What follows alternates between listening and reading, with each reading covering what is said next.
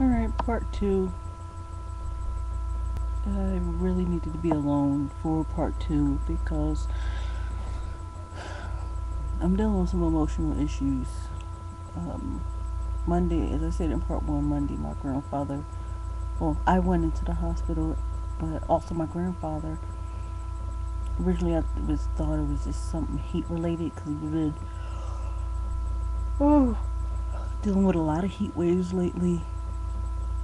You know, I thought it was heat related. They would give him some fluids and keep him there for a couple of days and he'd be alright. I came and found out he had the shingles. He was doing good and everything like that. Um, I took my oldest to get their chickenpox, make sure their chickenpox vaccine was okay and everything like that. And I had plans on Thursday to go in to see him in the hospital with all the kids and my fiance and everything. But later on, no, I had plans on seeing him Friday. It's Thursday. I had premarital counseling, and not 10 minutes into the premarital counseling, I get a call from my father. Said my grandfather had a stroke.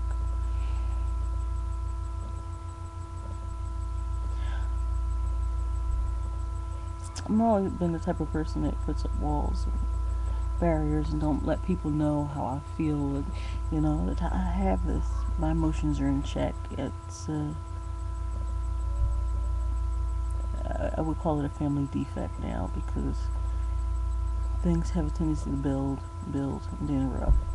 So, at least little bit by little bit, I've been letting it out. I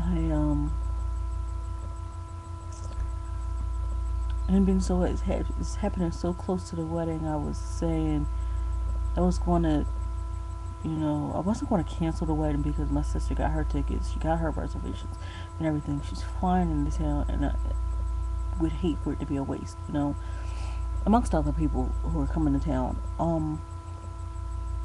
I was thinking maybe just have the wedding and just cancel the reception, and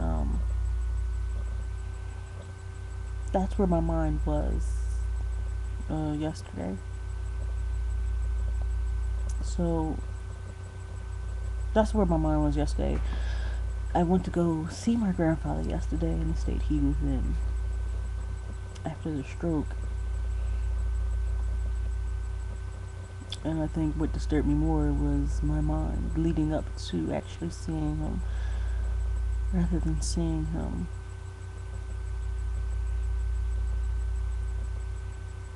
You know how you go through your mind when you're faced with life and death, and you go in your mind and you think about, well, I could have did this better, I could have did that better to make things better for the person right then and there. When it's not about your actions, really.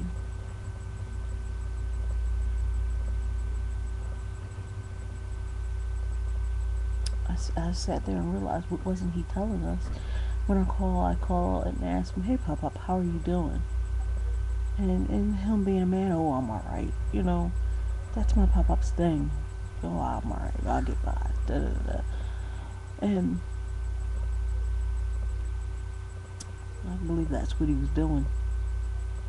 I believe something's been going on with him for a while. But it wasn't that bad. That's why he just probably brushed it off. I to visit my grandfather. I broke down a little bit. Like I said, I apologize for the things I've done and didn't do. And after I had my little epiphany, I got myself together, pulled a chair in close, and I just started to talk to him. I cried a little bit while I was talking to him, but I felt better. And I think he heard me.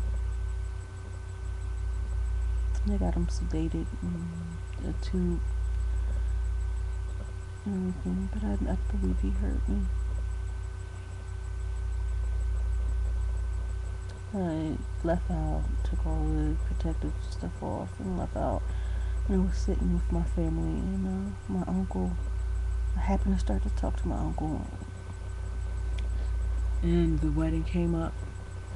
And I was telling him, I'm like, yeah, I'm just gonna just do the wedding and put the reception on hold. And he's like, don't you know you realize what he would say?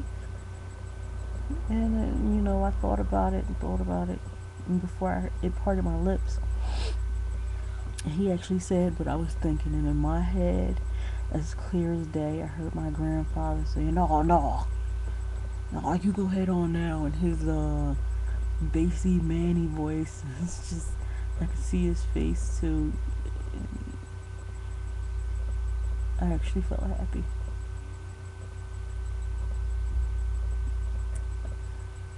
At this point with my grandfather,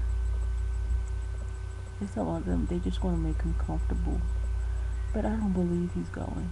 My grandfather been through so much. He's been through a war. He could get through this. This is just minor. This is a minor glitch in the most adventurous road that he's been on.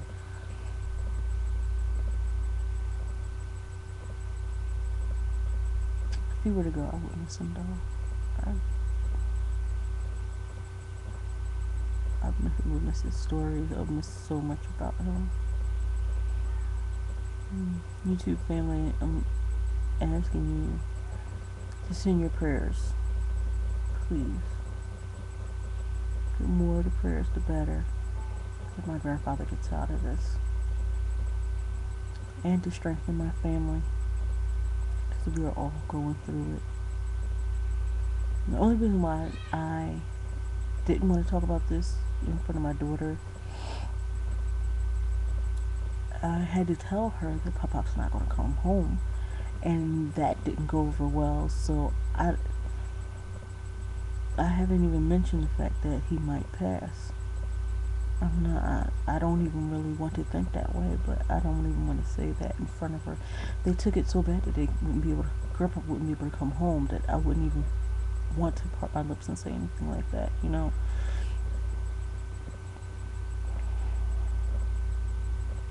They're so emotional. I still haven't told my youngest daughter and oldest son yet. I didn't want to have that discussion with the oldest two around, and then it turns into a whole bunch of hysterics that I can't control. I like controlled environments where I know I'll be able to tend to needs better. You know what I mean?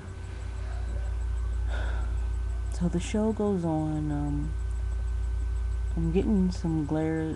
I know people are curious why I'm still having at least having my bachelorette party. And the only reason I can say is an occupied mind can't dwell on negative. And that's how I see it. So, I'm going to go out. I'm going to have a nice time. I'm trying not to be sad, depressed, down. I'm going to be with a bunch of characters, so I know I'll be in good hands. I might make a picture collage and put it up of my bachelorette party. I wish I could stream my wedding live for you guys and do something like that. Maybe I could get somebody to roll a camera for me and get some clips in that I could post and show you my budgeted vision put together.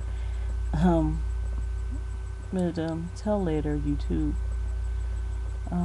Please, shout outs, prayers, and everything is gladly appreciated this time. And thanks for listening. Appreciate it.